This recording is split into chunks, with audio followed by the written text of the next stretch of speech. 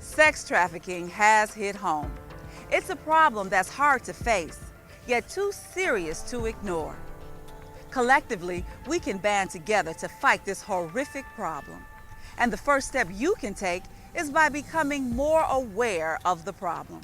You can also learn more about all of the organizations who have band together to create the Human Trafficking Task Force of Greater Milwaukee. How do you function? How do you do what you do? I'm assuming that it's a variety of organizations that come together to make one big organization? Exactly. We meet monthly for 2 hours, the fourth Tuesday of the month. And because we're the community response, it's an open meeting. Because it's with the city, it's an open meeting. So we're averaging about 40 people per meeting. Do the victims generally do this 24 hours a day, or do they try to live a normal life during the day and then they do this at night, or how does that work? It varies, of course, depending upon where they are and what their relationship is with their trafficker. But the reality is, once they are involved in this activity, 24 hours a day, TJ, they're committed to that trafficker. I'm here now at Pathfinders as we continue on with our conversation about sex trafficking. And we're going to focus in on our youth, our young adults, and our children.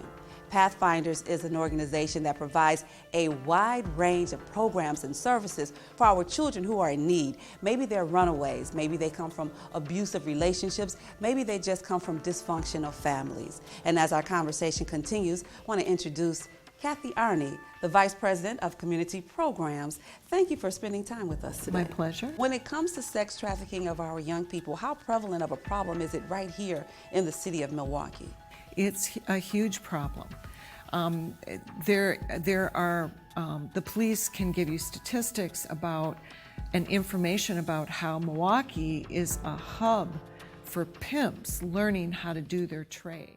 I find it interesting that the city of Milwaukee, the health department, has adopted such a program. What was going on in the city? Was there any rationale behind the city's decision to develop a program such as Plain Talk? Well, I believe what it is that Milwaukee has always had one of the highest rates of teen pregnancy. So in trying to combat that, the program was initiated here. Like I said, it is a national program. So bringing it to Milwaukee only made sense. I just want to make sure I heard you clearly. You say young boys having sex with men. So this is teenagers and grown men, both males, having sex together. We're having a big problem with this? What we found, and that's correct, what we found, and the CDC was here for about 6 months, embedded with the Milwaukee Health Department, studying this issue. And what we found is we see this increase in 15 to 24-year-olds who are becoming HIV positive.